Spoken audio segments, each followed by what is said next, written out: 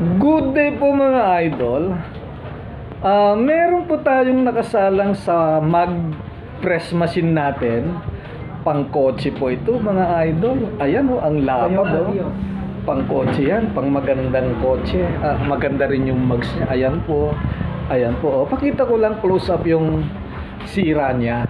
Ayan o, close up. Ayan o, okay, yuping-yupi po o. Ayan. Pagkatapos pag inikot, ang layo nung gilid ng mags. Pagkatapos biglang lalapit doon sa UP na yan.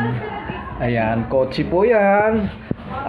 Yan po ang ipipress natin sa press machine natin, mags ng kotse.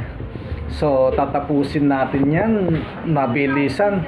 Babalikan po natin yan pagtapos na, pansamantala. Yun lang po muna mga idol.